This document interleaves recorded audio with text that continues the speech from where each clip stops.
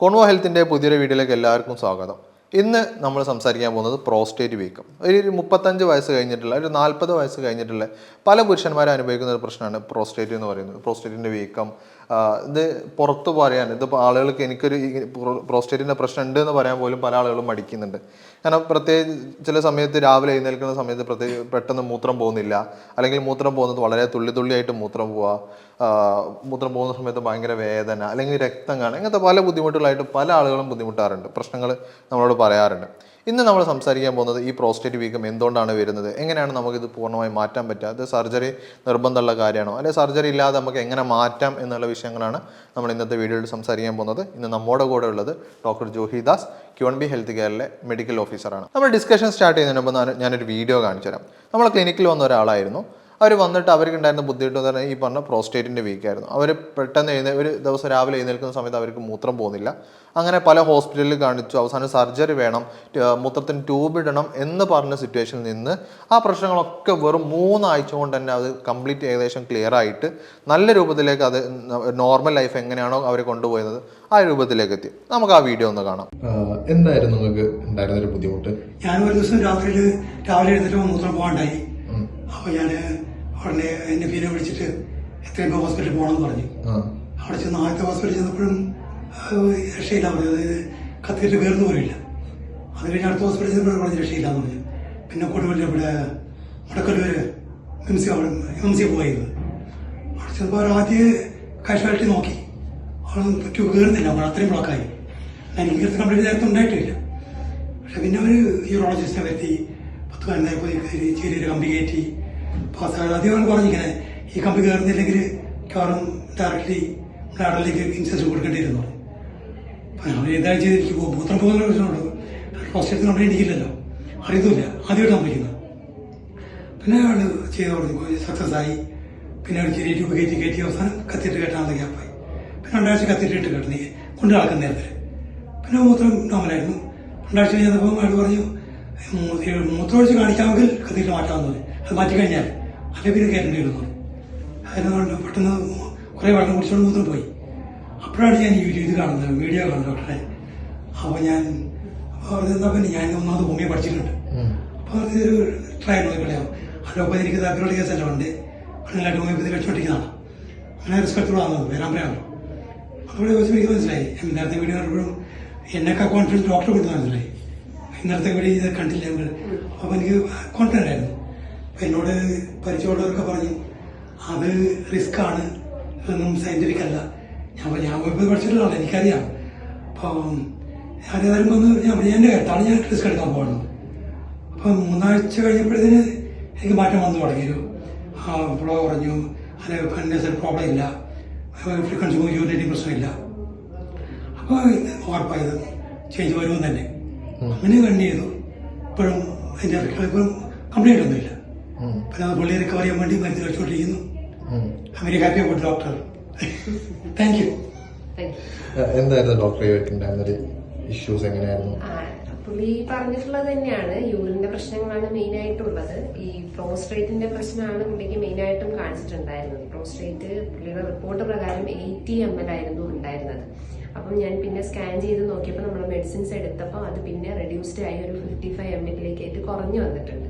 അപ്പം initially symptoms എന്ന് പറയുമ്പോൾ പുകച്ചിലായിട്ടും ഫ്രീക്വന്റ് യൂറിനേഷനും ഒക്കെ ആയിട്ടായിരുന്നു അവരുടെ ബുദ്ധിമുട്ടുകളായിട്ട് കണ്ടിട്ടുള്ളത്.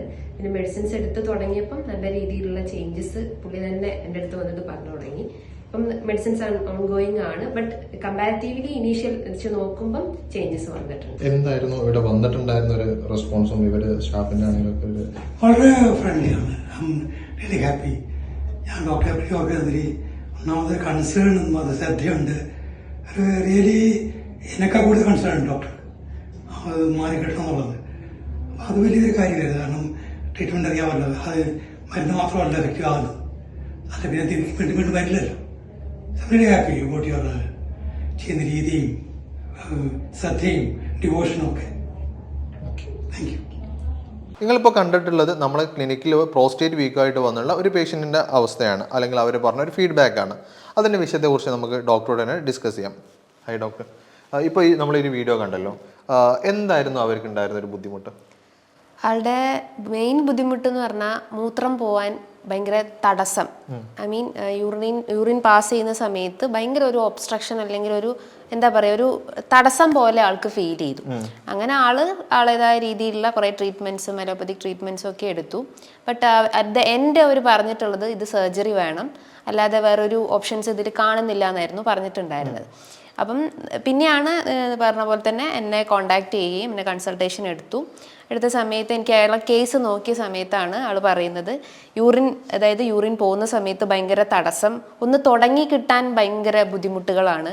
ഈവൻ തുടങ്ങി കഴിഞ്ഞു കഴിഞ്ഞാലും എഗെയിൻ ആ ഒരു എന്താ പറയുക ഫ്രീക്വൻസി കൂടി വരിക, അല്ലെങ്കിൽ ഇൻറ്റൻസിറ്റി കൂടി വരുന്നു, ഐ മീൻ ഇടയ്ക്കിടയ്ക്ക് പോകാനുള്ളൊരു തോന്നൽ വരിക. ഇതാണ് മെയിനായിട്ടും ആൾ പറഞ്ഞിട്ടുള്ളൊരു സിംറ്റംസ് എന്ന് പറയുന്നത്.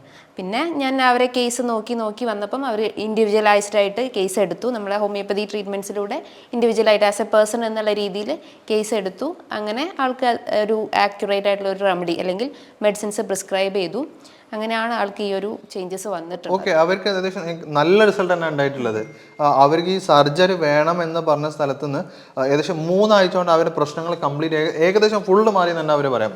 അവർ അത്ര ഹാപ്പിയാണ്. നമ്മൾ വീഡിയോ എടുക്കുന്ന സമയത്ത് അവരോട് ചോദിച്ചപ്പോൾ പിന്നെ ആ പറഞ്ഞോട്ടെ, ആളുകൾ കാണട്ടെ, ഇത്രയും ബുദ്ധിമുട്ടുള്ള ആളുകൾ ഇത്രയും അനുഭവിക്കുന്നുണ്ട്, ഈ പ്രശ്നങ്ങൾ അനുഭവിക്കുന്നുണ്ട്, ആളുകൾ കാണട്ടെ, വരട്ടെ, അവർക്ക് ഈ പ്രശ്നങ്ങൾ മാറട്ടെ എന്നുള്ള പറയുന്നത്. ഇതിന് ആളുകൾ ഇപ്പോഴും ഇതെന്താ വിഷയം എന്നറിയാതെ പലപ്പോഴും ഇതിന് ഒരു കാര്യങ്ങളുണ്ട്. അപ്പോൾ ഞാൻ ആദ്യം തന്നെ ചോദിക്കുന്നത്, ഈ പ്രോസ്റ്റേറ്റ് വീക്ക് ആണെന്നുണ്ടെങ്കിൽ കാണുന്ന ലക്ഷണങ്ങൾ എന്തൊക്കെയാണ്? മെയിനായിട്ടും അതായത് യൂറിനറി സിംറ്റംസ് ആണ് പ്രോമിനൻ്റ് ആയിട്ടും കാണിക്കുക. മൂത്രം ഒഴിക്കുന്ന സമയത്ത് ഉണ്ടാവുന്ന ബുദ്ധിമുട്ടുകൾ ചിലപ്പം ചില ആളുകൾക്കത് ഓരോ ആളുകൾക്കും വ്യത്യസ്ത രീതിയിലായിരിക്കും. ചില ആളുകൾക്കത് യൂറിൻ പാസ് ചെയ്യുന്ന സമയത്ത് ഈവൺ അത് തുടങ്ങി കിട്ടാൻ ഒരു താമസം ഉണ്ടാവും. തുടങ്ങി കഴിഞ്ഞ് കഴിഞ്ഞാൽ അതങ്ങനെ ഒരു ഫ്ലോയിൽ പോയിക്കോളും. ചില ആളുകൾ പറയും ആ ഒരു ഫ്ലോ ഭയങ്കര സ്ലോ ആണ്, ഒരു നൂല് പോലെയൊക്കെ യൂറിൻ പോകുന്ന പോലെ ഫീൽ ചെയ്യുന്നു എന്ന് പറയും.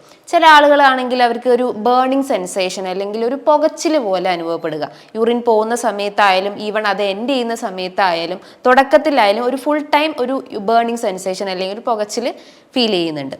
അതേപോലെ തന്നെ ഈവൺ ഒരു തടസ്സം അല്ലെങ്കിൽ ഒരു ഒബ്സ്ട്രക്ഷൻസ് എന്തോ വന്ന് അവിടെ തടഞ്ഞിരിക്കുന്ന പോലെയൊക്കെ സിംറ്റംസ് കാണിക്കാം. പിന്നെ അതിനോട് അസോസിയേറ്റ് ചെയ്തിട്ട് ചിലപ്പം ബാക്ക് പെയിൻ ഉണ്ടാവാം, ചിലപ്പം അടിവയറ്റുന്നൊരു വേദന ഉണ്ടാവാം, ചിലപ്പം സെക്ഷൽ കംപ്ലയിൻസ് പ്രോമിനൻ്റ് ആയിട്ട് കാണിക്കാം, ഈ ഉദാഹരണക്കുറവിൻ്റെ പ്രശ്നങ്ങൾ കാണിക്കാം, പെട്ടെന്ന് ശുക്ലം പോകുന്ന ബുദ്ധിമുട്ടുകൾ. പിന്നെ ചില കേസസിൽ അതൊരു ഇൻഫെക്ഷൻ ആയിട്ടുണ്ടെങ്കിൽ, യൂറിനറി ഇൻഫെക്ഷൻ ഒക്കെ ആയിട്ടുണ്ടെങ്കിൽ അത് പനിയായിട്ടും അങ്ങനെ ബുദ്ധിമുട്ടുകൾ കാണിക്കാവുന്നതാണ്. ഓക്കെ, അപ്പം ഇത്രയും ബുദ്ധിമുട്ടുകളുണ്ട്. ഇപ്പം നേരത്തെ പറഞ്ഞ ഇൻട്രൊഡക്ഷനിൽ പറഞ്ഞ പോലെ പലപ്പോഴും ആൾക്കാർ ഇത് വളരെ ബുദ്ധിമുട്ടുണ്ട്. കാരണം പുറത്ത് പറയാൻ പറ്റുന്നില്ല. അവർക്ക് ചിലപ്പം കംപ്ലയിൻറ്റ് ഉണ്ടാവുക ചിലപ്പോൾ ഉദാഹരണ പ്രശ്നമായിരിക്കും, ഈ പറഞ്ഞ പോലെ ശീഘ്രസ്ഖലനായിരിക്കും, അല്ലെങ്കിൽ എന്നുണ്ടെങ്കിൽ ഒരു മൂത്രം പെട്ടെന്ന് അവർക്ക് ചില സമയത്ത് മൂത്രം പോകുന്നില്ല, ചില സമയത്ത് പെട്ടെന്ന് പോവാം, ഒരു യാത്ര ചെയ്യാൻ പോകാൻ പറ്റുന്നില്ല. കാരണം ഇപ്പം അടുത്ത് കേട്ടിട്ടുണ്ടായിരുന്നു, അവരെവിടേക്കും പോകുന്നില്ല. അപ്പോൾ എന്താ ചില സമയത്ത് ടോയ്ലറ്റിൽ പോകണം എന്ന് വിചാരിച്ചാൽ അന്നപ്പം പോയി പോകും. ഭയങ്കര അർജൻറ്റായിരിക്കും, അവർ പിടിച്ചു നിൽക്കാൻ തീരെ കേൾക്കില്ലാതെ. എന്നിട്ട് പലപ്പോഴും പുറത്ത് പോകുന്ന സമയത്ത് വളരെ നാണം കെടുന്ന രൂപത്തിലേക്ക് തന്നെ മാറിയിട്ടുണ്ടെന്നാണ് പറഞ്ഞത്. കാരണം അവർക്ക് എന്തെങ്കിലും നല്ല ഡ്രസ്സൊക്കെ ഇട്ട് ഒരു പരിപാടിക്ക് പോകുന്ന സമയത്ത് ടോയ്ലറ്റ് പോകണം, അവിടെ എത്തുന്നതിന് മുമ്പ് ടോയ്ലറ്റ് യൂറിൻ പോയി പോവുക, ഈ വിഷയം പറഞ്ഞിട്ടുണ്ടായിരുന്നു. അപ്പം ഇത് എന്തുകൊണ്ടാണ് ഇങ്ങനത്തെ ഒരു ബുദ്ധിമുട്ട് അല്ലെങ്കിൽ ഈ പ്രോസ്റ്റേറ്റ് വീക്കം വരാനുള്ള കാരണങ്ങൾ എന്തൊക്കെയാണ്? യൂഷ്വലി ഇതൊരു 40+ കഴിഞ്ഞിട്ടുള്ള ആളുകൾക്കാണ്, ഒരു 50+ കഴിഞ്ഞിട്ടുള്ള ആളുകൾക്കാണ് മെയിൻലി ഇത് ഒബ്സർവ് ചെയ്ത് സ്റ്റഡീസ് പറയുന്നത്. മെയിൻ റൂട്ട് കോസ് എന്ന് പറഞ്ഞാൽ ആ ഏജിങ്ങിൻ്റെ ഭാഗമായിട്ട്, ആ ഒരു ഏജിങ് 50+ കഴിഞ്ഞാൽ 60+ കഴിയുമ്പം നമ്മളെ ബോഡിയിലുള്ള സിസ്റ്റംസ് എല്ലാം ഒരു ലോ സ്റ്റേജ് അല്ലെങ്കിൽ വീക്ക്നെസ് സംഭവിക്കും. അപ്പോൾ ഒരു ഏജിങ് ഒരു ഫാക്ടറാണ്. സെക്കൻഡ്ലി ഈ എന്തെങ്കിലും ഹാബിറ്റ്സ് ഉണ്ടെങ്കിൽ ലൈക്ക് സ്മോക്കിങ്ങോ അല്ലെങ്കിൽ ആൽക്കഹോൾ അങ്ങനെ എന്തെങ്കിലും ക്രോണിക് ചെയിൻ സ്മോക്കേഴ്സൊക്കെ ആണെങ്കിൽ അതൊരു റൂട്ട് കോസായിട്ട് നമുക്ക് പറയാം. തേർഡ് ഫാക്ടർ എന്ന് പറഞ്ഞാൽ ഡയറ്റ് തന്നെ. ഇപ്പം ജങ്ക് ഫുഡ് കൂടുതലായിട്ട് കഴിക്കുക, അല്ലെങ്കിൽ ഈ മസാലാസ് കൂടുതൽ സ്പൈസി ആയിട്ടുള്ള ഭക്ഷണങ്ങൾ കഴിക്കുക, ഒട്ടും കൺട്രോൾഡ് അല്ലാത്ത ഒരു ഇംബാലൻസ്ഡ് ആയിട്ടുള്ള ഡയറ്റ് പ്ലാൻസ് എടുക്കുന്ന ആളുകൾക്കും കാണിക്കാവുന്നതാണ്. പിന്നെ വെയിറ്റ് കൂടിയിട്ടുള്ള കേസസിൽ വരാം, അല്ലെങ്കിൽ ഒട്ടും വ്യായാമം ഇല്ലാത്ത കേസസിലും നമുക്ക് ഈ ഒരു കോസസ് ആയിട്ട് പറയാം, ഇതിൻ്റെ കോസസ് പറയാം. ഓക്കെ, ഇപ്പോൾ ഡോക്ടർ അതിൽ നമ്മൾ ലൈഫ് സ്റ്റൈലിൻ്റെ കാര്യങ്ങളൊക്കെ പറഞ്ഞിട്ടുണ്ടായിരുന്നു. അപ്പോൾ ഞാനൊരു ക്വസ്റ്റിനോട് ചോദിക്കുകയാണ്, നമ്മൾ ഈ പ്രോസ്റ്റേറ്റ് പല ആൾക്കാരും പറഞ്ഞു ഈ ഫുഡ് അല്ലെങ്കിൽ നമ്മുടെ ലൈഫ് സ്റ്റൈൽ ഭയങ്കര ഇമ്പോർട്ടൻ്റ് ആണ്. നമ്മൾ കഴിക്കുന്ന ഭക്ഷണങ്ങൾ അത് ഹോട്ടലിലായിക്കോട്ടെ വീട്ടിൽ നിന്ന് ആയിക്കോട്ടെ, നമുക്ക് പലപ്പോഴും ഹോട്ടലിനെ കുറ്റം പറയാറുണ്ടെങ്കിൽ പലപ്പോഴും ഇപ്പോഴത്തെ അസുഖങ്ങൾ കാരണം വീട്ടിൽ നിന്ന് കഴിക്കുന്ന ഭക്ഷണം, അതായത് ഭക്ഷണത്തിൻ്റെ ഒരു കൺട്രോൾ ഇല്ലാത്തതായിട്ടാണ് ഞാൻ മനസ്സിലാക്കിയിട്ടുള്ളത്. അപ്പോൾ ഞാൻ ചോദിക്കുന്നത്, നമ്മൾ ഈ പ്രോസ്റ്റേറ്റ് വീക്കം ഉണ്ടാക്കാൻ കാരണമായ ഭക്ഷണങ്ങൾ എന്തൊക്കെയായിരിക്കും? മെയിൻലി ഞാൻ പറഞ്ഞില്ലേ, അൺസാച്ചുറേറ്റഡ് അല്ലെങ്കിൽ കൂടുതൽ ഈ ജങ്ക് ഫുഡ്, പ്രോസസ്ഡ് ചെയ്തിട്ടുള്ള ഫുഡ് ഐറ്റംസ്, ലൈക്ക് ഇപ്പോൾ നമ്മൾ റെസ്റ്റോറൻറ്റ്സിനൊക്കെ ഡിപ്പെൻഡഡ് ആണ് കംപ്ലീറ്റ് ആയിട്ട്. അപ്പം ഈ പിസ്സ, ബർഗർ അല്ലെങ്കിൽ കൂടുതൽ ഓയിലി ആയിട്ടുള്ള ഭക്ഷണങ്ങൾ കഴിക്കുക, അതൊക്കെയാണ് മെയിൻലി ഇതിനെ ഫോക്കസ് ചെയ്യുന്നത്. പിന്നെ റെഡ് മീറ്റ് അമിതമായിട്ട് കഴിക്കുന്ന ആളുകളിൽ, അതായത് മാംസാഹാരങ്ങളിൽ റെഡ് മീറ്റ്, ചിക്കൻ അത്ര പ്രശ്നമില്ല, പക്ഷേ red meat, pork, beef, mutton, അതിലൊക്കെ അതിലുള്ളത് ഒരു അൺഹെൽത്തി ഫാറ്റ് ആണ്. പകരം നമ്മൾ ഹെൽത്തി ഫാറ്റ്സ് നമുക്ക് കഴിക്കാം, ലൈക്ക് ഫിഷസ് ഒക്കെ കഴിക്കാം. പക്ഷേ അൺഹെൽത്തി ആകുമ്പോഴാണ് ആ ഒരു ഇൻഫ്ലമേഷൻസ് ട്രിഗർ ചെയ്യുന്നത്. അതേപോലെ ഈ കാർബണേറ്റഡ് ഡ്രിങ്ക്സ്, ഇപ്പം കൊക്കോകോള, പെപ്സി, അങ്ങനത്തെ ആ ഒരു ഫ്രൂട്ട് ജ്യൂസസ് ഒക്കെ കൂടുതലായിട്ടും പ്രിഫർ ചെയ്യുന്നുണ്ടെങ്കിൽ അത് ഈ ഒരു കോസസ് ആയിട്ട് പറയാം. ഓക്കെ, നമ്മളിപ്പം ഭക്ഷണത്തിന്റെ കാര്യങ്ങൾ ഇപ്പം ഈ നേരത്തെ പറഞ്ഞ പോലെ ഭയങ്കര ബുദ്ധിമുട്ടാണ്. ആളുകൾ തീരെ ഒന്നും ശ്രദ്ധിക്കാതെ, പ്രത്യേകിച്ച് ഒരു 35 അല്ലെങ്കിൽ 40 വയസ്സായിട്ടുള്ള ആളുകൾ ശ്രദ്ധിച്ചിട്ടില്ല എന്നുണ്ടെങ്കിൽ അവർക്ക് ഈ പറഞ്ഞ പോലെ പല പ്രശ്നങ്ങളും ഉണ്ടാവും. ഇപ്പോൾ ഇതിൽ ഒരു കാര്യം കൂടെ ഞാൻ മനസ്സിലാക്കിയെന്ന് വെച്ചാൽ, ഈ മൂത്രം പിടിച്ചു വെക്കുന്ന ഒരു സിറ്റുവേഷൻ പല ആളുകളും ഉണ്ടായിരുന്നു. അതായത് മൂത്രം ഒഴിക്കണമെന്ന് തോന്നിയാൽ പലപ്പോഴും അതൊന്നും നോക്കാതെ പെട്ടെന്ന് പെട്ടെന്ന് പോവാതെ അതെന്ത് ചെയ്യുക, പിടിച്ചു വെക്കുക, ചിലപ്പോൾ മണിക്കൂറുകൾ. പ്രത്യേകിച്ച് ഇപ്പോൾ പ്രോസ്റ്റേറ്റിൻ്റെ വിഷയമാണെന്നുണ്ടെങ്കിലും പലപ്പോഴും സ്ത്രീകളിൽ കാണുന്ന ഒരു പ്രശ്നം കൂടിയാണ് ഈ മൂത്രം പിടിച്ചു വെക്കുക. കാരണം സ്കൂളുകളോ ഓഫീസിലോ ഒക്കെ വർക്ക് ചെയ്യുന്ന ആളാണെങ്കിൽ ചിലപ്പോൾ രാവിലെ വീട്ടിൽ നിന്ന് പോകുന്ന സമയത്ത് ടോയ്ലറ്റിൽ പോകുന്നതിന് ശേഷം പിന്നെ അവർ ടോയ്ലറ്റിൽ പോകുന്നത് വൈകുന്നേരം തിരിച്ചു വന്നിട്ടായിരിക്കും. അങ്ങനത്തെ സിറ്റുവേഷൻ ഉണ്ടാറുണ്ട്. അപ്പോൾ ഈ മൂത്രം പിടിച്ചു വെക്കുകയാണെന്നുണ്ടെങ്കിൽ ഉണ്ടാകുന്ന പ്രശ്നങ്ങൾ എന്തൊക്കെയായിരിക്കും? അത് നമ്മളിപ്പം പുരുഷന്മാരുടെ കേസ് നോക്കുമ്പോൾ അത് പ്രോസ്ട്രേറ്റ് ഇൻഫ്ലമേഷൻ കൊണ്ട് അങ്ങനെ ഒരു നീർക്കെട്ട് പോലെ യൂറിനറി സിംറ്റംസ് കാണിക്കാം. ഇപ്പം സ്ത്രീകളുടെ കേസ് ആണെങ്കിൽ യൂറിൻ കണ്ടിന്യൂസ് ആയിട്ട് ഹോൾഡ് ചെയ്ത് നിർത്തുകയാണെങ്കിൽ അത് അവിടെ ഒരു ഇൻഫെക്ഷൻസ് ക്രിയേറ്റ് ചെയ്യും. ഈവൻ ആ യൂറിനറി ബ്ലാഡറിൽ, മൂത്രാശയ സഞ്ചിയിൽ ഇൻഫെക്ഷൻസ് ക്രിയേറ്റ് ചെയ്തിട്ട് പിന്നീട് നമുക്ക് യൂറിനറി സിംറ്റംസ് ആയിട്ട് കാണിക്കാം. ഇപ്പോൾ UTI, യൂറിനറി ട്രാക്ട് ഇൻഫെക്ഷൻസ് എന്ന് പറയാം. ഈക്കോളൈ അല്ലെങ്കിൽ ക്ലബ്സിയല്ല പോലത്തെ ഇത്തരം മൈക്രോ ഓർഗാനിസംസ് അവിടെ പെറ്റുവരികയും നമുക്ക് യൂറിനറി സിംറ്റംസ് ആയിട്ട് കാണിക്കാവുന്നതാണ്. ലൈക്ക് ഇപ്പം ഈ പുരുഷന്മാർ പറയുന്ന പോലെ തന്നെ ഒരു അർജൻസി, ഇടയ്ക്കിടയ്ക്ക് മൂത്രം ഒഴിക്കാൻ തോന്നുക, മൂത്രം ഒഴിക്കുമ്പോൾ ഒരു ബേണിംഗ് സെൻസേഷൻസ് അല്ലെങ്കിൽ പുകച്ചിൽ അനുഭവപ്പെടുക, ഈവൺ ഒരു വേദന ഉണ്ടാവുക, അടിവയറ്റുന്നൊരു വേദന, അതേപോലെ തന്നെ ചില കേസസിൽ അവർക്ക് പനി, വിറയലോട് കൂടിയിട്ടുള്ള പനിയൊക്കെ കാണിക്കാവുന്നതാണ്. പിന്നെ ആ ഇൻഫെക്ഷൻസ് ഒരു സ്പ്രെഡ് ചെയ്ത് മേ ബി അത് കിഡ്നീനെയും എഫക്റ്റ് ചെയ്യാനുള്ളൊരു ചാൻസസ് ഉണ്ട്. പക്ഷെ അത് വളരെ റെയർ ആണ്. ആ ഒരു യൂറിനറി ബ്ലാഡറിൽ തന്നെയാണ് അതിൻ്റെ മെയിനായിട്ടും ഇൻഫെക്ഷൻസ് ഉണ്ടാവുന്നത്. ഓക്കെ, അപ്പോൾ അതിനിടെ തന്നെ നമ്മൾ ഇൻഫെക്ഷൻ്റെ പറഞ്ഞ സമയത്ത് ഒരു ക്വസ്റ്റിനോട് ചോദിക്കുകയാണ്, ഈ ഇൻഫെക്ഷൻ വരുന്നതിന് അല്ലെങ്കിൽ മൂത്രത്തിൽ ഇൻഫെക്ഷൻ വരുന്നതിന് മുമ്പേ നമുക്ക് എങ്ങനെയായിരിക്കും അതിൻ്റെ ലക്ഷണങ്ങൾ എങ്ങനെയായിരിക്കും? ഇൻഫെക്ഷൻസ് ഞാൻ പറഞ്ഞില്ലേ, ഇൻഫെക്ഷൻസ് വരുന്നതിൻ്റെ മുന്നേ ആണെങ്കിൽ ചില ഡിപ്പെൻസ്, അത് ഓരോ പേഷ്യൻസിന് അനുസരിച്ച് അല്ലെങ്കിൽ ഓരോ വ്യക്തിക്ക് അനുസരിച്ചാണ്. ചിലപ്പം അവർ വെള്ളം കുടിക്കുന്നതിൻ്റെ അടിസ്ഥാനത്തിലായിരിക്കാം അവർക്ക് ഇൻഫെക്ഷൻസിൻ്റെ സിവിയാരിറ്റി നമുക്ക് പറയാൻ പറ്റുന്നത്. നന്നായിട്ട് വെള്ളം കുടിക്കുന്ന ആളുകൾക്ക് അത്ര സിംറ്റംസ് ആയിട്ട് കാണിക്കുന്നുണ്ടാവില്ല. ഒട്ടും, അതായത് ബോഡി ഡീഹൈഡ്രേഷൻ ആണെങ്കിൽ നമുക്ക് സിംറ്റംസ് ആയിട്ട് കാണിക്കാവുന്നതാണ്. ഇപ്പോൾ യൂറിനിൽ തന്നെ കളർ ചേഞ്ചസ് നോക്കിക്കഴിഞ്ഞാൽ നമുക്ക് പറയാവുന്നതാണ്. യൂറിൻ്റെ കളർ ഇപ്പോൾ ഡാർക്ക് യെല്ലോ ആണെങ്കിൽ നമ്മൾ ഒട്ടും വെള്ളം കുടിക്കുന്നില്ല എന്നുള്ളൊരിതാണ്. എന്നാൽ കുറച്ചുകൂടി ഒരു പെയിൽ യെല്ലോ അതൊക്കെ ആണെങ്കിൽ അത് നോർമലാണ്, ഹെൽത്തി ആയിട്ടുള്ളതാണ്. ഇപ്പം ഇൻഫെക്ഷൻസ് എന്ന് പറയുമ്പം അത് ഇപ്പം ഈ ഒരു പെയിനായിട്ട് തുടങ്ങാം, അല്ലെങ്കിൽ ഒരു പുകച്ചിലായിട്ട് അനുഭവപ്പെടാം, ചിലപ്പോൾ നടുവേദനയായിട്ട് പ്രസൻറ്റ് ചെയ്യാം, അല്ലെങ്കിൽ ഒരു തടസ്സമായിട്ട് ഫീൽ ചെയ്യാം. അങ്ങനെ ഡിപ്പെൻസ് ആണ്, അത് ഓരോ വ്യക്തിക്ക് അനുസരിച്ചാണ്. ഓക്കെ, ഇപ്പം ഡോക്ടർ മൊത്തത്തിന് ഓരോ കളറുകൾ പറഞ്ഞു. അപ്പോൾ അതൊന്നും കൂടെ എക്സ്പ്ലെയിൻ ചെയ്ത് കൊടുക്കുകയാണെങ്കിൽ വളരെ നല്ലതായിരുന്നു. ഇപ്പം നമുക്കിപ്പം ഇപ്പോൾ മൂത്രത്തിൻ്റെ കളറ് നോക്കിയിട്ട്, ഇപ്പോൾ ഡോക്ടർ പറഞ്ഞ പോലെ മൂത്രത്തിൻ്റെ കളറ് നോക്കിയിട്ട് നമുക്ക് എങ്ങനെയാണ് നമ്മൾ അസുഖങ്ങൾ കണ്ടെത്താൻ പറ്റുക? ഒരു ഹെൽത്തി ആയിട്ടുള്ള അല്ലെങ്കിൽ ഒരു അസുഖങ്ങളൊന്നും ഇല്ലാത്തൊരു ആരോഗ്യമുള്ള ഒരാളെ യൂറിൻ കളർ എന്ന് പറയുമ്പം സ്ലൈറ്റ്ലി ഒരു യെല്ലോ അല്ലെങ്കിൽ ഒരു പെയിൽ യെല്ലോ എന്ന് പറയാം. യൂറിനറി ഔട്ട്പുട്ട് അല്ലെങ്കിൽ നമ്മളെ ഹെൽത്തി ആയിട്ടുള്ള യൂറിനറി ഔട്ട്പുട്ട് ഒരു 1 to 1.5 ലിറ്റർ വരെയാണ്. അപ്പം ആ അളവിൽ കുറയോ കൂടുമ്പോൾ ഒക്കെയാണ് അത് ഇൻഫെക്ഷൻസും അസുഖങ്ങളായിട്ട് നമ്മൾ തരംതിരിക്കുന്നത്. എന്നാൽ നിങ്ങളുടെ യൂറിൻ്റെ കളർ ഒരു ഡാർക്ക് യെല്ലോ ആണെങ്കിൽ, ഭയങ്കര ഡാർക്കായിട്ട് കാണുകയാണെങ്കിൽ നിങ്ങളുടെ ശരീരം ഒട്ടും ജലാംശമില്ല, വെള്ളം കുറഞ്ഞു എന്നുള്ളൊരു സൂചനയാണ്. എന്നാൽ ഒരു റെഡ് അല്ലെങ്കിൽ ബ്ലഡ് മിക്സ്ഡ് ആയിട്ടുള്ള ഒരു യൂറിൻ ആണെങ്കിൽ അത് ഈ പ്രോസ്ട്രേറ്റിൻ്റെ ഇൻഫെക്ഷൻസ് അല്ലെങ്കിൽ ബിനൈൻ ഗ്രോത്ത് കൊണ്ട് വരാവുന്നതാണ്. അല്ലെങ്കിൽ വൃക്കകളിൽ കല്ലുകൾ ഉണ്ടെങ്കിൽ കാണിക്കാം. അല്ലെങ്കിൽ സിസ്റ്റൈറ്റിസ് ബ്ലാഡറിൽ ഇൻഫെക്ഷൻസ് ഉണ്ടെങ്കിൽ കാണിക്കാം, UTI പോലത്തെ യൂറിനറി ട്രാക്ട് ഇൻഫെക്ഷൻസ് ഉണ്ടെങ്കിൽ അങ്ങനെ നമുക്ക് ബ്ലഡ് മിക്സ്ഡ് ആയിട്ടുള്ള യൂറിൻ കാണിക്കാവുന്നതാണ്. ഇപ്പം നിങ്ങളുടെ യൂറിൻ്റെ കളർ ഒരു ബ്രൈറ്റ് യെല്ലോ ആണെങ്കിൽ അല്ലെങ്കിൽ ഒരു ബ്രൗൺ ഇതിലേക്ക് ചേഞ്ച് ആയിട്ടുണ്ടെങ്കിൽ അത് വൃക്ക സംബന്ധമായിട്ടോ അല്ലെങ്കിൽ കരൾ സംബന്ധമായിട്ടുള്ള പ്രശ്നങ്ങൾ അല്ലെങ്കിൽ ജോണ്ടിസ് പോലത്തെ കണ്ടീഷൻസ് ഒക്കെ ആണെന്ന് നമുക്ക് ആക്കാവുന്നതാണ്. അതേപോലെ യൂറിൻ്റെ കളർ ഇപ്പം ഒരു പത നിറയുക അല്ലെങ്കിൽ ഒരു ഫോമി അപ്പിയറൻസ് പോലെയൊക്കെ ആണെങ്കിൽ ക്രിയാറ്റിനിൻ വേരിയേഷൻസ് അല്ലെങ്കിൽ വൃക്ക സംബന്ധമായിട്ടുള്ള കല്ലുകളോ എന്തെങ്കിലും ബുദ്ധിമുട്ടുകളുണ്ടെന്ന് നമുക്ക് മനസ്സിലാക്കാവുന്നതാണ്. ഓക്കെ, ഇത് പറഞ്ഞത് വളരെ ഇമ്പോർട്ടൻ്റ് ആയിട്ട് ശ്രദ്ധിക്കേണ്ട കാര്യങ്ങളാണ് കേട്ടോ. എന്താ വെച്ചാൽ പലപ്പോഴും നമ്മൾ ചെയ്യുന്നത് ഇപ്പോൾ പല ആൾക്കാരും ഇപ്പോൾ ഫോൺ യൂസ് ചെയ്തിട്ടാണ് ടോയ്ലറ്റ് പോവുക. കാരണം പല അസുഖങ്ങളിലെ തുടക്കമായിട്ട് നിങ്ങൾ ഈ നമ്മൾ പോകുന്ന യൂറിൻ ആയിക്കോട്ടെ, നമ്മൾ പോകുന്ന സ്റ്റൂൾ ആയിക്കോട്ടെ, അതായത് വയറ്റിൽ നിന്ന് പോകുന്നതായിക്കോട്ടെ, ഇതിൽ തന്നെ കറക്റ്റായിട്ട് നമുക്ക് എന്ത് ചെയ്യാൻ പറ്റും, നമ്മളെ അസുഖങ്ങൾ ഡിറ്റക്ട് ചെയ്യാൻ പറ്റുന്നുള്ളതാണ്. പക്ഷേ അന്നപ്പോൾ ഇപ്പോൾ പല ആളുകളും എന്ത് ചെയ്യുന്നില്ല, ഇതിലേക്ക് ശ്രദ്ധിക്കുന്നില്ല, നോക്കുന്നില്ല, അല്ലെങ്കിൽ നോക്കിയിരിക്കുക എന്നല്ല, ജസ്റ്റ് ഒന്ന് എന്താണ് അതിൻ്റെ കണ്ടീഷൻ എന്നുള്ളത് നോക്കുന്നത് വളരെ നല്ലതാണ്. അപ്പോൾ എന്ത് ചെയ്യുക, നിങ്ങൾ ഇനി ടോയ്ലറ്റ് പോകുന്ന സമയത്ത് ഫോൺ ഉപയോഗിക്കാതെ ഇതിന് പകരം എന്ത് ചെയ്യുക, ജസ്റ്റ് ഈ പറഞ്ഞ നമ്മുടെ യൂറിൻ ആയിക്കോട്ടെ, നമ്മുടെ വയറ്റിൽ നിന്ന് പോകുന്നതായിക്കോട്ടെ, എങ്ങനെയാണെങ്കിലും അതൊന്ന് ചെക്ക് ചെയ്യാം. നമ്മളെ പല അസുഖങ്ങൾക്കും കാരണമായിട്ട് എന്ത് ചെയ്യുന്നുണ്ട്, ഈ ഒരു നമ്മളെ ബോഡി കാണിച്ചിരുന്ന ലക്ഷണങ്ങളായിട്ട് പറയാറുണ്ട്. ഇപ്പം നമ്മളിപ്പോൾ നേരത്തെ ചോദിച്ചു പ്രോസ്റ്റേറ്റിൻ്റെ വീക്കത്തെക്കുറിച്ച് നമ്മൾ സംസാരിച്ചു, അതിൻ്റെ കാര്യങ്ങളൊക്കെ ചോദിച്ചു. ഇപ്പം പ്രോസ്റ്റേറ്റ് വീക്കം നമ്മൾ വെള്ളം കുടിച്ചാൽ മാറുമോ? വെള്ളം അത് ഡിപ്പെൻസ് ആണ്.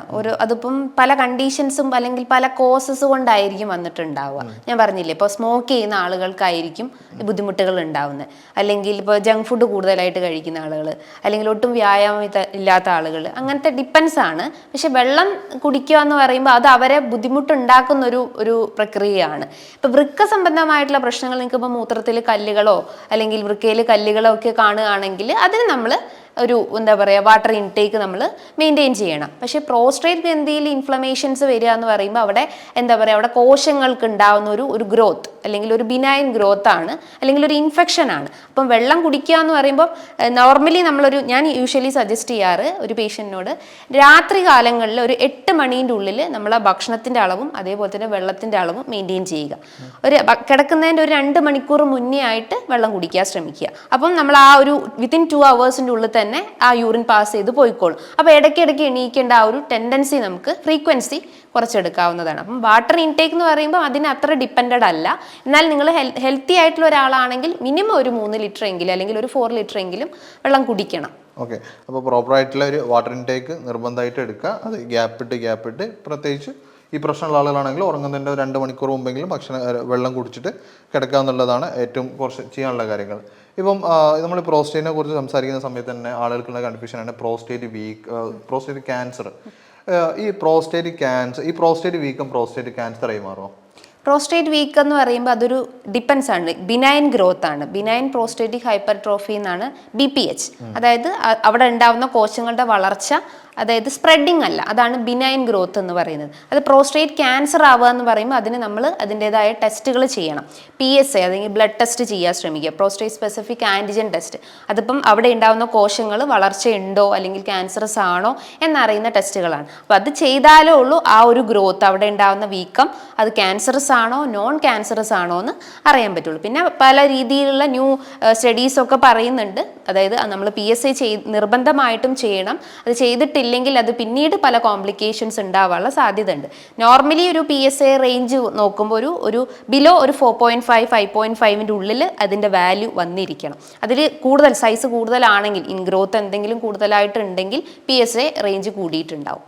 ഓക്കെ, അപ്പോൾ ഈ പ്രോസ്റ്റേറ്റ് ക്യാൻസറിനെ കുറിച്ച് പറയുകയാണെന്നുണ്ടെങ്കിൽ ഈ പ്രോസ്റ്റേറ്റ് ക്യാൻസർ വരുന്നതിന് മുമ്പ് നമ്മുടെ ശരീരം കാണിക്കുന്ന ലക്ഷണങ്ങൾ എന്തൊക്കെയായിരിക്കും?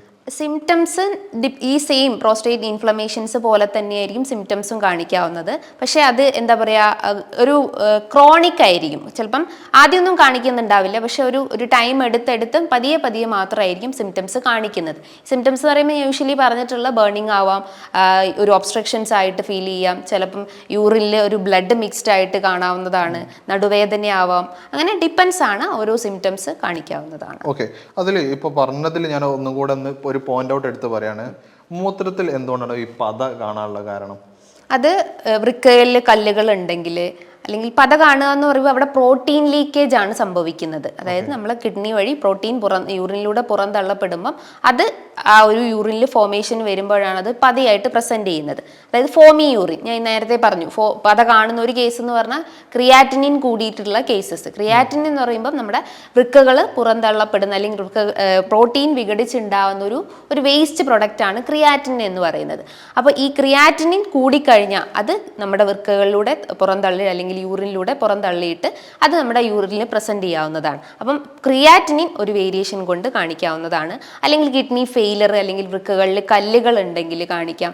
അല്ലെങ്കിൽ ഇപ്പോൾ സ്ത്രീകളുടെ കേസ് നോക്കുകയാണെങ്കിൽ UTI ഇൻഫെക്ഷൻസിന്റെ ഭാഗമായിട്ട് പസൽസ് അല്ലെങ്കിൽ ബാക്ടീരിയൽ ഗ്രോത്ത് കാരണവും നമുക്ക് യൂറിനിൽ പത കാണിക്കാവുന്നതാണ്. ഓക്കെ, അതുപോലെ ഈ പത പോലെ തന്നെ പലപ്പോഴും ആളുകൾ പറയുന്ന ഒരു കംപ്ലൈന്റ് ആണ് മൂത്രത്തിൽ ഉണ്ടാവുന്ന രക്തം, അതായത് മൂത്രത്തിൽ രക്തം കാണുക എന്ന് പറയുന്നത്. അതെന്തുകൊണ്ടാണ്?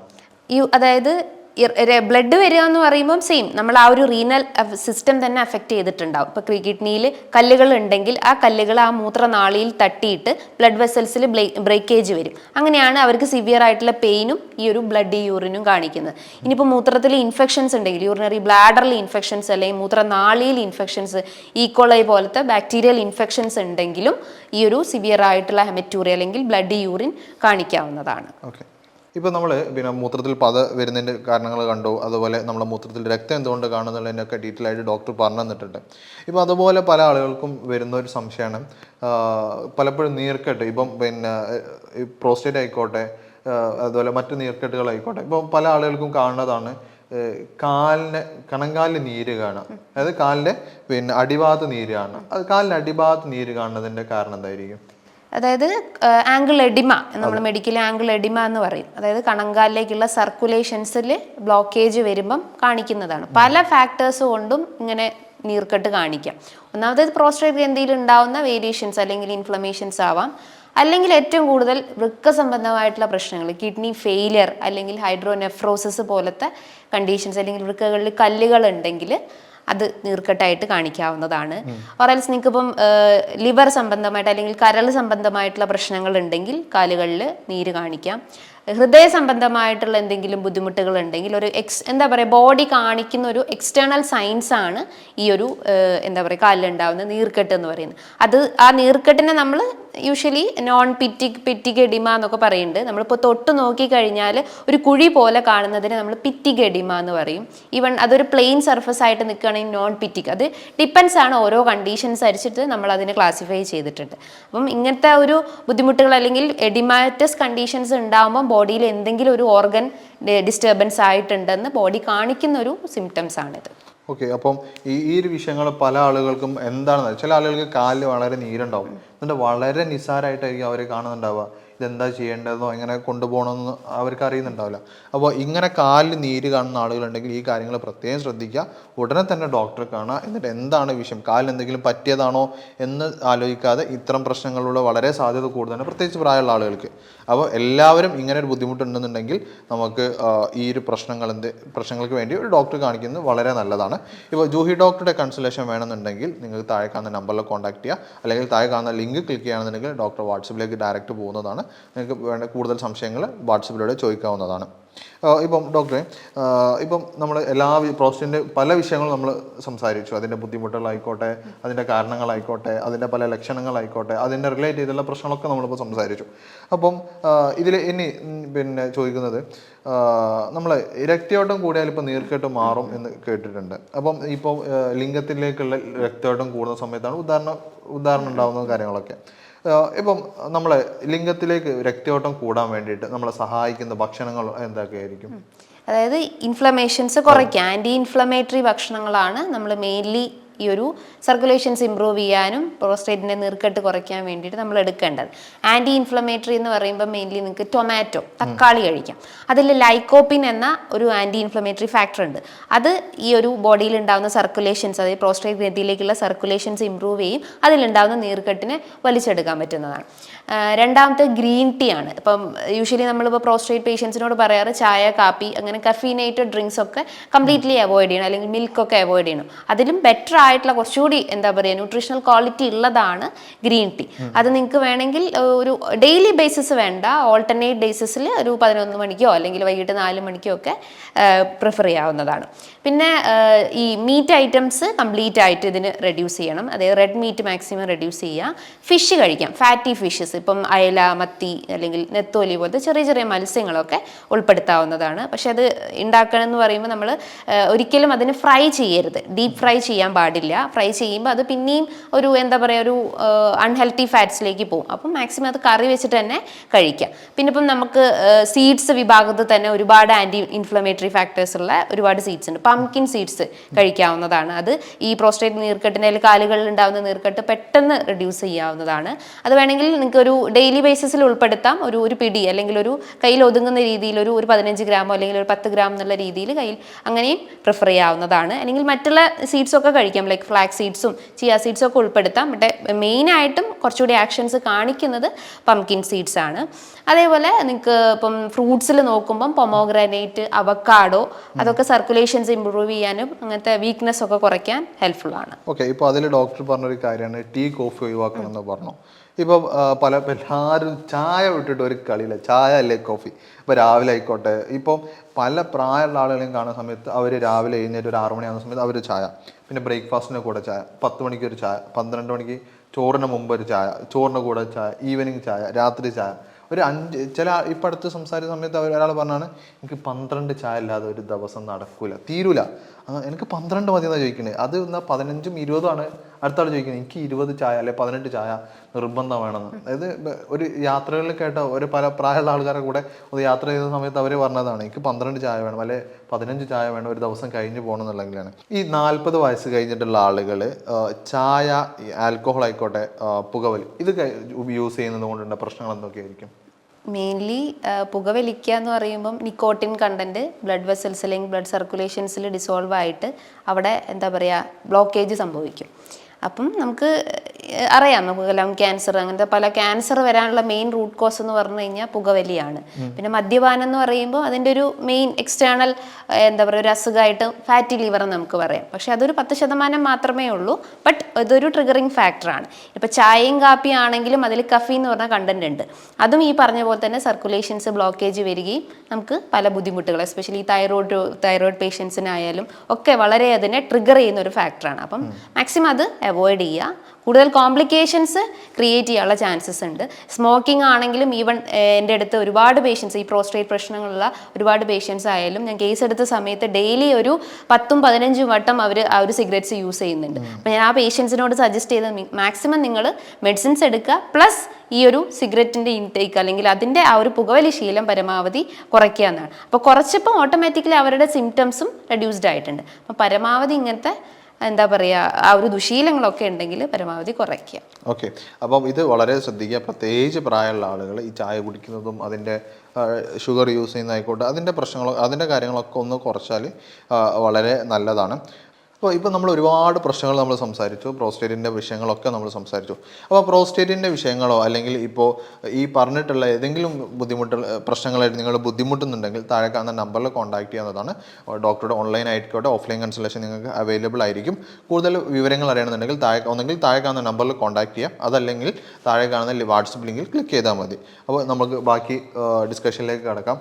ഡോക്ടറെ, ഇപ്പം നമ്മൾ പ്രോസ്റ്റേറ്റ് പിന്നെ കാരണമായ ഭക്ഷണം സംസാരിച്ചു, അതിനെ മാറാൻ വേണ്ടി എല്ലാ കാര്യങ്ങളൊക്കെ നമ്മളിപ്പോൾ സംസാരിച്ചു. ഇപ്പോൾ പ്രോസ്റ്റേറ്റ് വീക്കുള്ള ആൾ നമ്മൾ അല്ലെങ്കിൽ ഒരു 40 വയസ്സ് കഴിഞ്ഞിട്ട് ആളുകൾ എത്ര ഗ്ലാസ് വെള്ളം കുടിക്കണം ദിവസം? അത് ഡിപ്പെൻസ് ഓൺ ആ വ്യക്തിക്കാണ്.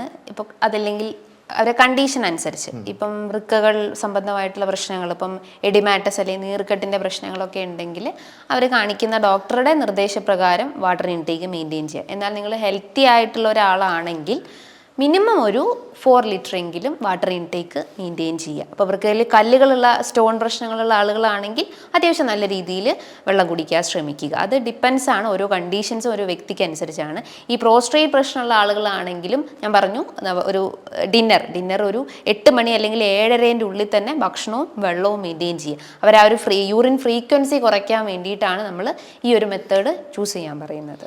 ഓക്കെ, അപ്പോൾ അത് റിലേറ്റ് ചെയ്തുള്ള അടുത്ത ക്വസ്റ്റ്യൻ ആണ്. ഇപ്പം പ്രോസ്റ്റേറ്റ് വീക്ക് ഉള്ള ആളുകൾക്ക് അവരെ ഈ പ്രശ്നങ്ങളൊക്കെ മാറാൻ വേണ്ടിയിട്ട് ചെയ്യാൻ പറ്റുന്ന വ്യായാമങ്ങൾ എന്തൊക്കെയായിരിക്കും? പ്രോസ്ട്രേറ്റ് ഗ്രന്ഥി എന്ന് പറയുമ്പോൾ നമ്മുടെ ഈ ലോവർ പാർട്ട് ഓഫ് ബോഡിയിൽ പ്രസന്റ് ആയിട്ടുള്ള ഒരു ഓർഗനാണ്. അപ്പം അവിടെ ഒരുപാട് പേശികളും നാഡികളും സർക്കുലേഷൻസും എല്ലാം കടന്നു പോകുന്നുണ്ട്. അപ്പോൾ അവിടെയുള്ള ഈ പേശികൾ വീക്ക് ആവുന്നതും ഇതിൻ്റെ ഒരു ഫാക്ടറായിട്ട് നമുക്ക് പറയാം. ഏജിങ്ങിൻ്റെ സമയത്ത് അല്ലെങ്കിൽ പ്രായമായി വരുമ്പോൾ നമ്മുടെ മസിൽസും എല്ലുകളും അതേപോലെ തന്നെ പേശികളെല്ലാം വീക്ക് ആവും. അപ്പോൾ ആ ഒരു സർക്കുലേഷൻസ് ഇമ്പ്രൂവ് ചെയ്യാനും പേശികളുടെ ബലം കൂട്ടാനും വേണ്ടിയിട്ട് നിങ്ങൾക്ക് എക്സസൈസ് ചെയ്യാം. ലോവർ പാർട്ട് ഓഫ് ദ ബോഡിയിലേക്ക് എസ്പെഷ്യലി കീഗൽ എക്സസൈസ് ഒക്കെ ചെയ്യാവുന്നതാണ്. അത് ഈ ഹിപ്പ് റീജിയൻസിലേക്കും അതേപോലെ തന്നെ ലിംഗത്തിലേക്കുള്ള സർക്കുലേഷൻസ് ഇമ്പ്രൂവ് ചെയ്യാനും പ്രോസ്ട്രേറ്റിൻ്റെ നീർക്കെട്ട് കുറയ്ക്കാനൊക്കെ വളരെ ഹെൽപ്ഫുൾ ആണ്. അപ്പോൾ ഡെയിലി ബേസിസിൽ നിങ്ങൾക്ക് കീഗൽ എക്സസൈസ് ഒക്കെ ചെയ്യാവുന്നതാണ്. പക്ഷേ ചില എക്സെപ്ഷൻസ് എന്ന് പറയുമ്പോൾ നിങ്ങൾക്കിപ്പം ഈ ഡിസ്ക് റിലേറ്റഡ് കംപ്ലയിൻസിൻ്റെ വെർട്ടിബിൾ ഡിസ്കിൻ്റെ പ്രശ്നങ്ങളൊക്കെ ഉണ്ടെങ്കിൽ അങ്ങനത്തെ കേസസിൽ നമ്മളതൊന്ന് അവോയ്ഡ് ചെയ്യണം. അതല്ലെങ്കിൽ നിങ്ങൾക്ക് സ്ട്രെച്ചിങ് എക്സസൈസ് ഒക്കെ ചെയ്യാം. പകരം നിങ്ങൾക്ക് ഈ ഒരു കീഗൽ എക്സസൈസും ഉൾപ്പെടുത്താവുന്നതാണ്. ഇപ്പോൾ നമ്മളൊരു വീഡിയോ മുമ്പ് കാണിച്ചിട്ടുണ്ടായിരുന്നു. അതായത് നമ്മളെ ക്ലിനിക്കിൽ വന്ന് പ്രോസ്റ്റേറ്റ് വീക്കായിട്ട് വന്നിട്ടുള്ള ഒരു പേഷ്യൻറ്റിൻ്റെ അവസ്ഥ. കാരണം അവർക്ക് അത്രയും ബുദ്ധിമുട്ടായിട്ടുള്ള ഒരു അവസ്ഥയിലായിരുന്നു. അവർക്ക് പെട്ടെന്ന് രാവിലെ എഴുന്നേറ്റ സമയത്ത് മൂത്രം പോകുന്നില്ല. ഇതായിരുന്നു അവർക്ക് ബുദ്ധിമുട്ടുണ്ടായിരുന്നത്. ആ വീഡിയോ നമുക്ക് ഡോക്ടറുടെ ക്വസ്റ്റ്യന് ശേഷം ഒന്നുകൂടി കാണാം. അപ്പം അവർക്ക് ഉണ്ടായിരുന്ന ബുദ്ധിമുട്ട് അവർക്ക് സർജറി പറഞ്ഞിട്ടുണ്ടായിരുന്നു. ആ സർജറി ഇല്ലാതെ തന്നെ അവർക്ക് ഈ പ്രശ്നം ചെയ്യാൻ പറ്റി. ഒരു 3 ആഴ്ച കൊണ്ട് തന്നെ അവർക്ക് കൃത്യമായിട്ട് മാറ്റാൻ പറ്റി. അപ്പോൾ ഇപ്പോൾ പ്രോസ്റ്റേറ്റ് വീക്കുള്ള ആളുകൾക്ക് പ്രോസ്റ്റേറ്റ് മാറാൻ വേണ്ടി സർജറി ചെയ്യേണ്ട ആവശ്യമുണ്ടോ? അതിപ്പം ഈ ഒരു പേഷ്യൻറ്റിനായാലും അവർ ഡോക്ടേഴ്സ് സർജറി പറഞ്ഞിട്ടുണ്ടായിരുന്നു. അവരുടെ ആ ഒരു പ്രോസ്റ്റേറ്റിൻ്റെ സൈസ് നല്ല എൻലാർജ്ഡ് ആയതുകൊണ്ട് തന്നെ ആ പേഷ്യൻറ്റിന് സർജറി സജസ്റ്റ് ചെയ്തിട്ടുണ്ടായിരുന്നു. പിന്നെ നമ്മുടെ ഇൻഡിവിജ്വലൈസ്ഡ് ആയിട്ടുള്ള ട്രീറ്റ്മെൻറ്റ്സും അതേപോലെ തന്നെ ആ വ്യക്തിൻ്റെ ആ ഒരു സിംറ്റംസും എല്ലാം മാച്ച് ചെയ്ത് നോക്കിയപ്പം നമുക്കതിൻ്റെ ആ ഒരു സർജിക്കൽ പ്രൊസീജിയർ ആവശ്യമില്ല. ആസ് എ പേഴ്സൺ അല്ലെങ്കിൽ ആ ഒരു സിംറ്റംസ് നോക്കിയിട്ട് നമ്മൾ അതിന് മെഡിസിൻസ് കൊടുത്തപ്പം ആൾക്ക് ആ ഒരു നല്ല രീതിയിലുള്ള റിസൾട്ട് ഉണ്ടായിട്ടുണ്ട്. അത് ഡിപ്പെൻസ് ആണ് ഓരോ കേസസിനനുസരിച്ച് അല്ലെങ്കിൽ ആ വ്യക്തിക്ക് അനുസരിച്ചും അല്ലെങ്കിൽ അവരുടെ സിംറ്റംസിനെ ബേസ് ചെയ്തിട്ടാണ് അതിപ്പം അല്ലെങ്കിൽ ആ ഒരു ഗ്രോത്തിനനുസരിച്ചിട്ടാണ് അതൊരു സർജിക്കലാണോ നോൺ സർജിക്കലാണോ എന്ന് നമുക്ക് ഡിസൈഡ് ചെയ്യാൻ പറ്റുന്നത്. ഓക്കെ, നമുക്ക് ഏതായാലും ആ വീഡിയോ ഒന്നുകൂടി കണ്ടുവരാം. അവർ അത്രയും ബുദ്ധിമുട്ടിയിട്ടുണ്ടായിരുന്ന ഒരു സിറ്റുവേഷൻ ആയിരുന്നു.